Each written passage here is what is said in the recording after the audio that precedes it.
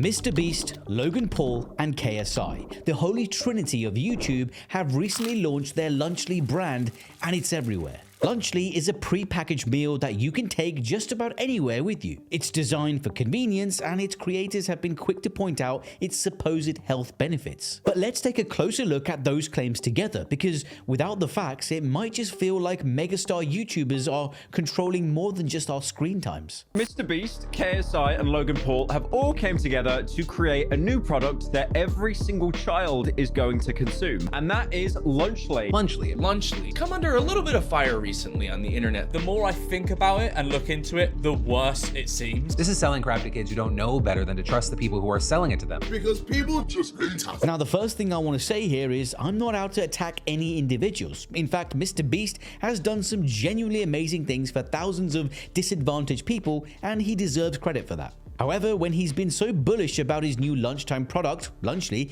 essentially in connection with its supposed health benefits, and given his enormous influence with young people, it's only fair we put those claims under the microscope. On the product's website, there's a comparison between Lunchly and its main competition, Lunchables. This is where Lunchly's creators claim their product is healthier. Let's have a look at those claims. Each one of the three Lunchly products is lower in calorie than their Lunchable equivalents. But to be honest, so what? 200 to 300 calories for one of these packs is not a meal. Children and adolescents may need anywhere between 1400 and 1800 calories per day, and a product only providing 300 calories cannot be seen as a meal. But why is that a problem? Food this small is likely to be overeaten, as the standard size pack simply isn't big enough to be a satisfying meal. More than that, products like Lunchly are the very definition of ultra-processed food. Now, there's nothing inherently wrong with that. Infant formula and whey protein powder are both ultra-processed, but there's no suggestion they are bad for us in any sense. What we do know about ultra-processed food is that it tends to be less satiating than less processed whole food, and as a result, we eat more of it. Combined with the small size and the fact that it's marketed as a fun product that you can literally play with,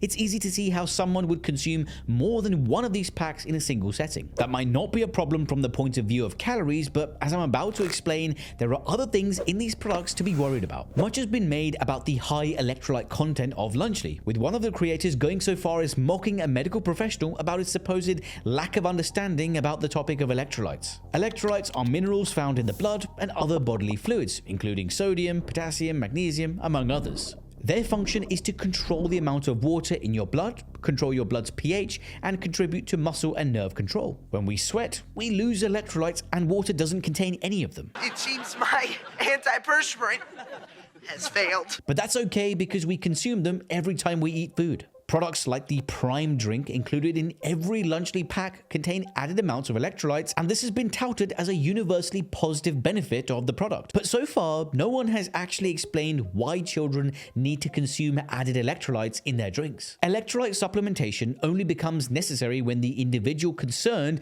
loses so much water it affects their electrolyte levels. This would include anyone sweating profusely due to prolonged physical activity performed in hot weather, or anyone suffering from diarrhea, for example. But the amount of electrolyte loss that would require supplementation is so enormous, it's unlikely any child is going to experience it in everyday life. And let's take a closer look at one of those electrolytes, sodium. The pizza version of the Lunchly snack contains 730 milligrams of sodium. That is more than 50% of the recommended daily allowance of this electrolyte. Remember how easy we said it would be to overeat this product? Just 2 of these Lunchly packs would supply a child with potentially 100% of their daily recommended sodium for only 500 calories. High sodium is associated with high blood pressure, which increases the risk of cardiovascular disease, obesity, liver disorders, amongst others. Yes, these problems are unlikely to affect very young children in the short term, but starting off in life with this kind of diet is only likely to cause problems in the future. It's worth pointing out that Lunchly's own website proudly flaunts its superior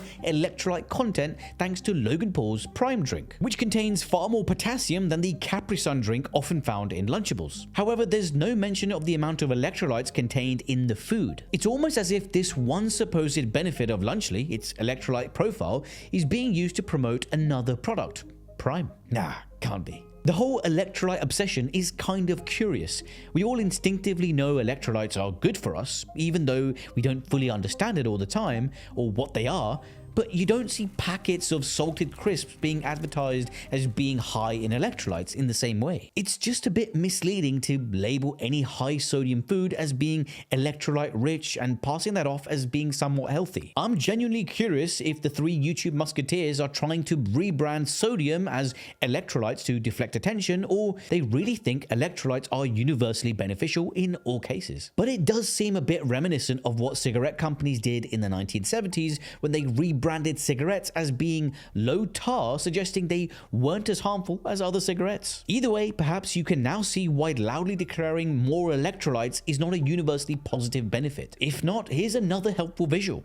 Here's where Lunchly may have the edge on Lunchables. All three Lunchly varieties seem to contain more protein than their pre-packaged rivals, although only by 1 or 2 grams in some cases. As positive as that might seem, it's nothing you wouldn't get from plain yogurt or a handful of nuts, and both of these contain other nutrients you won't get from Lunchly. What's more, 12 grams of protein is nothing to write home about. Children aged 9 to 13 are currently recommended to consume approximately 1 gram of protein per kilo of body weight each day, which might mean eating anywhere between 40 and 60 grams of protein depending on age, weight, and sex. But that figure of 1 gram per kilo is thought by many to be an underestimate. And yes, Lunchly contains less sugar than Lunchables, but virtually all of that sugar comes from the drink and the dessert option, neither of which have any other nutritional benefit. Excess sugar consumption is linked to childhood obesity, so any product with added sugar designed for regular consumption by children has to be viewed skeptically, especially when it's been marketed as being better for you than something else. Now let's take a look at one nutrient the three amigos don't parade too openly on their website. The guidelines for school lunches in the US states that no more than 10% of the calories in school meals should come from saturated fat. But when you crunch the numbers, you find that all three of the Lunchly products have between 13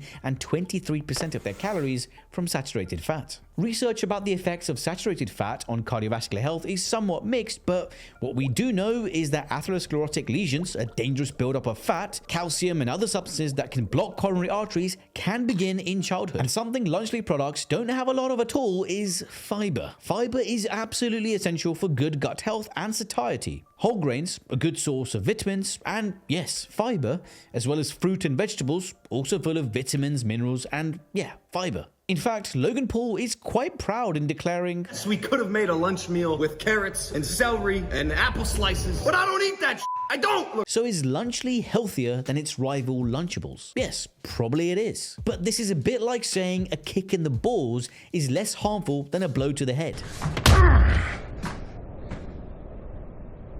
Yeah, maybe it's healthier, but it's marginal. Like, really marginal. Let's face it, YouTubers with a large cult-like following could pour sucralose on dog shit, call it chocolate cheesecake, and promote it to kids, knowing full well their parents will be nagged into oblivion to buy it for them. Actually, I wonder how many followers you'd need to make that work. Brother, Seriously, if Mr. Beast and co were really genuine about providing healthier alternatives for young people, they could simply use their enormous influence to encourage healthy eating in the kids, as the following study shows. 2 primary schools in inner city London took part in a study. In one school, children watched a 6-minute cartoon each day about the Food Dudes, a squad of fruit and vegetable-powered superheroes, and in each episode, the Food Dudes battled the evil junk punks and attributed their superpowers to their healthy diets. After each cartoon, the children were read a letter from the Food Dudes explaining the benefits of a healthy diet and offering prizes for doing so. At the other school, it was business as usual. After just 16 days, the proportion of fruit and vegetables eaten by the children in the first school with the Food Dudes went from 4% to 68%. The really impressive part is that 4 months later, the increase in healthy eating was still seen. In the other school, unsurprisingly, there was no difference in how much fruit and vegetables the children ate. Now, given that these kids only watched about an hour and a half of these cartoons, think what positive change the biggest YouTube stars in the world could make if they used their influence on young people in a similar way. They have the resources to create genuinely healthy snacks that could use real ingredients, contain real nutrients, and kid would buy them in droves. As it is, it's hard to see how these products have been created to simply be of nutritional value for their customers. And yet, it's almost inevitable that these products products will be a success. What can any of us do in the face of YouTuber size influence and massive marketing budgets? I understand that it must seem like an impossible battle to win. And of course, there is room for all sorts of food products in a varied diet, even something like Lunchly. One simple hack is to supplement pre-made meals with additional food. Adding apple slices, carrot sticks, or a banana to a meal like Lunchly will add in some much needed fiber, vitamins, and minerals, not to mention a few extra calories. If you're packing a pre-made meal like Lunchly into your child's or your own bag,